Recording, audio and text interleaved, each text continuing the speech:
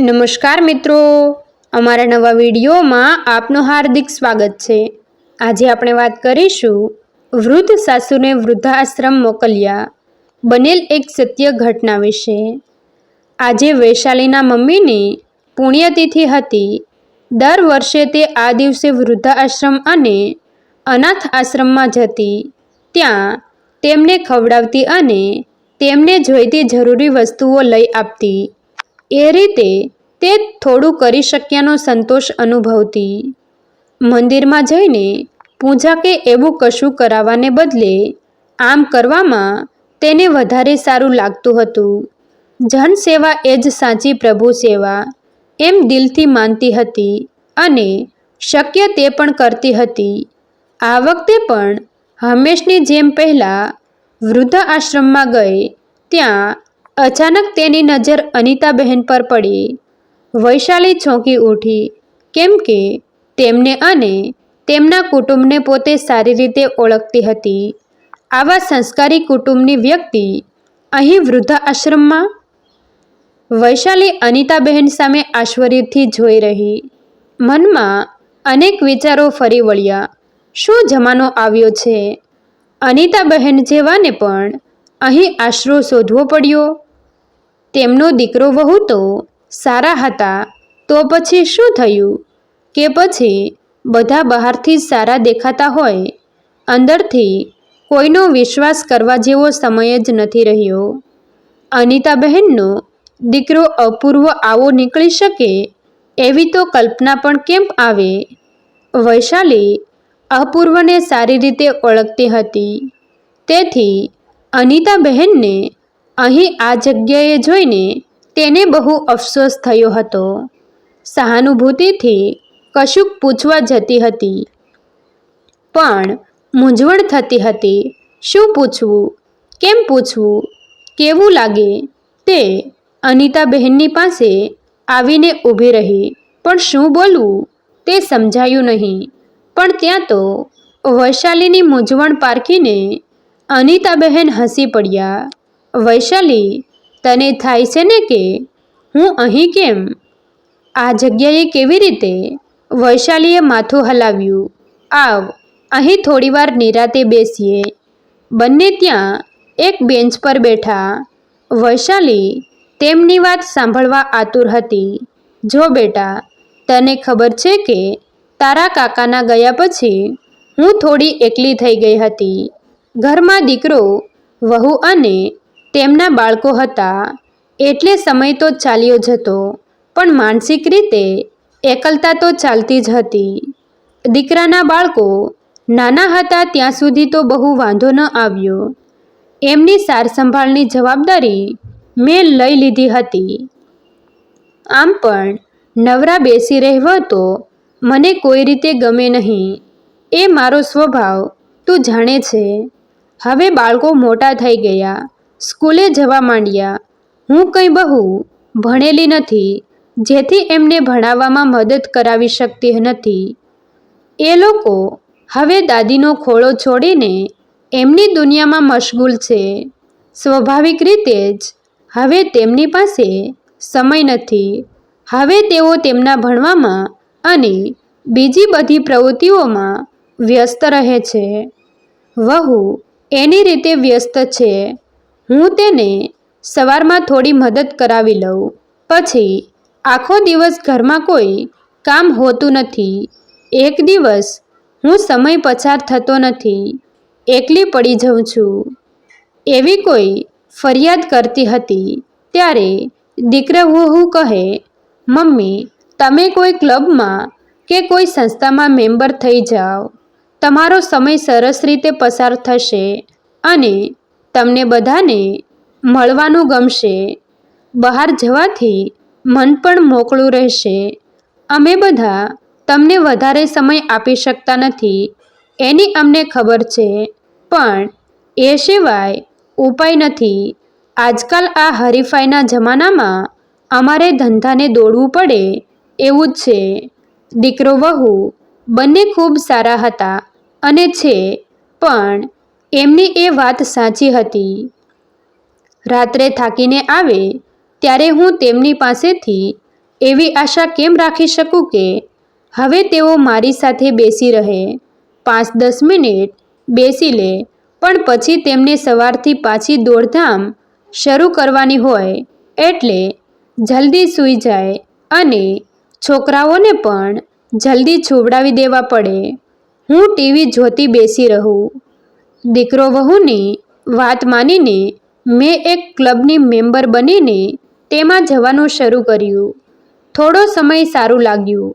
બધા સાથે મળીને કંઈક રમીએ, વાતો કરીએ કે ક્યારેક કોઈ પ્રોગ્રામ થાય, પિકનિક થાય, પણ એ બધું લાંબુ ન ચાલ્યું. મનમાં થતું હતું કે આ તો હું સમય વેડફું છું. 8 વર્ષ પછી તો મને મળેલો આ સમય એ ઈશ્વરે આપેલું બોનસ કહેવાય અને સદનસીબે મારી તબિયત પણ સારી હતી. કોઈ ખાસ શારીરિક પ્રશ્નો નહોતા. તો આમ સમય બગાડવો યોગ્ય ન કહેવાય. એવો કોઈ અંજપો મનમાં ચાલતો હતો. ત્યાં એક દિવસ કોઈની સાથે અહીં આવવાનું થયું. અહીં બધું જોયું. મને ગમી ગયું અને મનમાં વિચાર આવ્યો કે હું આ વૃદ્ધ આશ્રમ જોઈન કરી લઉં તો, અહીં ઘણું કામ કરી લઉં તો, અહીં ઘણું કામ છે અને ઘણું નવું થઈ શકે તેમ છે. અહીંના સંચાલકોને હું મળી અને મારી ભાવના જણાવી. તેઓએ રાજી ખુશીથી પરવાનગી આપી. બસ ત્યારથી હું રોજ સવારે મારું ટિફિન, રોટલી શાક મારી જાતે બનાવીને અહીં લઈને આવી જાઉં છું અને અહીં આ બધા તરછોડાયેલા, દુભાયેલા વૃદ્ધોને એક કે બીજી રીતે મદદરૂપ થવાનો પ્રયત્ન હું કરું છું. શરૂઆતમાં દીકરા વહુઓને થતું કે મમ્મી આવી જગ્યાએ જાય તો અમારું ખરાબ દેખાય, પણ પછી તેઓએ પણ મારી ભાવનાની કદર કરી. હું સવારથી સાંજ સુધી અહીં રહું છું. સાંજે 7 વાગ્યા પછી ઘેર આવી જાઉં છું. શરૂઆતમાં તો બધા મને શંકાની નજરે જોતા. કોઈ તરફથી ખાસ સાથ નહોતો મળતો, પણ ધીમે ધીમે તેમને મારામાં વિશ્વાસ જાગવા માંડ્યો. અહીં રહેતા દરેક વૃદ્ધ પાસે પોતાની કથા અને વ્યથા છે. તેમના પ્રશ્નોનો ઉકેલ તો મારી પાસે નથી, પણ તેમની વાત પૂરી સહાનુભૂતિથી સાંભળવાવાળું કોઈ તેમની પાસે નથી હોતું. હું તેમની વાતો નિરાતે સાંભળું છું.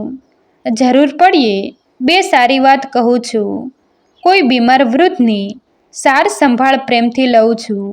કોઈ વૃદ્ધ પાસે કોઈ વિશિષ્ટ આવડત હોય તો એની એ આવડતનો લાભ બીજાને મળે એવું ગોઠવું છું. અહીંના રસોડામાં પહોંચીને જમવાનું બનાવતા લોકો પર જાતે દેખરેખ રાખું છું. જો હમણાં આ બગીચાને પાણી પીવડાવવાનું કામ હું કરતી હતી. એ જોઈને આ લોકો જાતે એમાં મદદ કરાવવા આવી જાય છે. પાઇપ લઈને પાણી પીવડાવવાનું કામ તો એ લોકો પણ કરી શકે છે. રોજ સવારે ખીલતા ફૂલોને જોઈ આનંદ પામતા તેમને શીખવાડું છું. અનેક નાના મોટા કામ એ લોકો કરતા થયા છે. આજ સુધી એમનામાં ઉત્સાહનો અભાવ હતો. બસ બેઠા બેઠા પોતાની વ્યથાને વાગોળતા રહેતા. હવે તેમનું મન બીજી વાતોમાં પરોવાને લીધે એ વ્યથાને વિસરતા જાય છે.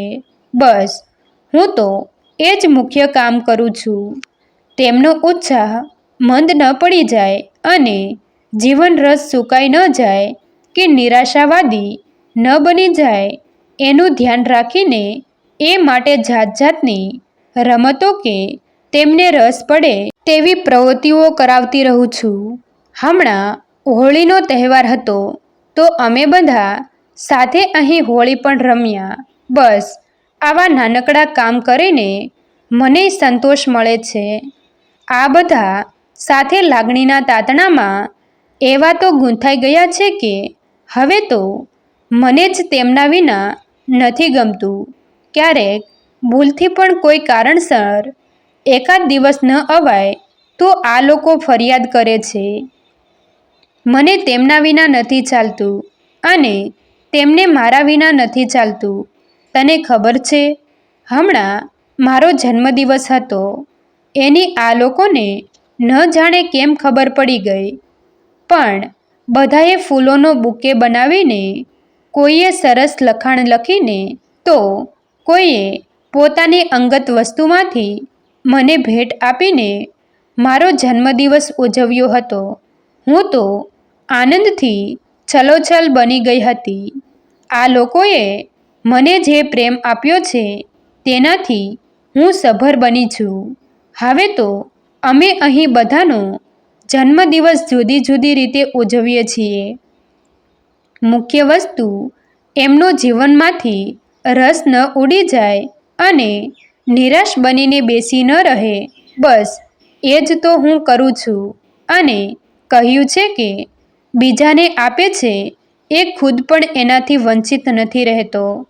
એમને માટે કશુંક કરવા જતાં હું કેટલું બધું પામી રહી છું એ વાતનો અહેસાસ મને થતો રહે છે. બેટા, હું તો માનું છું કે ઘટે તે ઘરડા અને વધે તે વૃદ્ધ. મારે ઘટવું નથી, મારે તો વધવું છે, ભીતરથી વિકસવું છે. વૈશાલી અનિતાબહેનની વાત સાંભળતી ખીલી ઉઠી. તેને મનમાં થયું, કાશ પોતાના સાસુ પણ આ રીતે વિચારીને કરી શકતા હોત તો ઘરમાં કેવી શાંતિ મળી રહે. આખો દિવસ ઘરમાં બેસીને બધા સામે ફરિયાદ કર્યા કરવાની અને પોતાનું ધ્યાન કોઈ રાખતું નથી કે સાચવતું નથી અને પોતે દીકરા વહુના રાજ્યમાં હવે કેવા દુઃખી થઈ ગયા છે. એના રોદણા રડવાને બદલે આવું કશુંક કરી શકે તો. વૈશાલી અનિતાબહેનની વાત સાંભળીને તેમને ધન્યવાદ આપી રહી. અહીં તો લોહીના સંબંધથી તરછોડાયેલા લોકો હતા, પણ આજે એક વ્યક્તિના થોડા પ્રયત્નોથી, નવી દૃષ્ટિથી અને બીજા કેટલા સંબંધોને કૂપળ ફૂટતી હતી એ જોઈ મન પ્રસન્ન અનુભવી રહ્યું. તેણે ધીમેથી અનિતાબહેનને કહ્યું, આંટી, તમે મારે ઘેર આવીને મારા સાસુને પણ આવું કશુંક સમજાવી ન શકો? ચોક્કસ આવીશ બેટા. એક દીપથી અનેક દીપ પ્રગટી શકે તો એનાથી વધારે રૂડું બીજું શું હોઈ શકે? અને એકવાર જો આવો કોઈ નશો ચડ્યો કે આવો કોઈ ભીતરનો રંગ લાગી ગયો તો પછી બીજા કશાની જરૂર જ નથી અનુભવાતી. બેટા, એકાદ 2 દિવસમાં હું જરૂર તારે ઘેર આવીશ. જોઈએ શું થાય છે. વૈશાલી ઘેર આવી ત્યાં સુધી અનિતાબહેનના શબ્દો એના મનમાં પડઘાતા રહ્યા. મિત્રો, તમને જો આ વિડીયો પસંદ આવ્યો હોય તો વિડીયોને લાઈક અને તમારા અન્ય સગા સંબંધી મિત્રો સાથે વિડીયોને શેર કરવાનું ભૂલતા નહીં. અને આવા જ નવા જીવન ઉપયોગી, જીવનમાં કંઈક નવું કરવાની પ્રેરણા મળે તેવા વિડીયો જોવા માટે અમારી ચેનલ સાથે બન્યા રહો. થેન્ક યુ મિત્રો. મળીએ છીએ એક નવા વિડીયો સાથે. આભાર.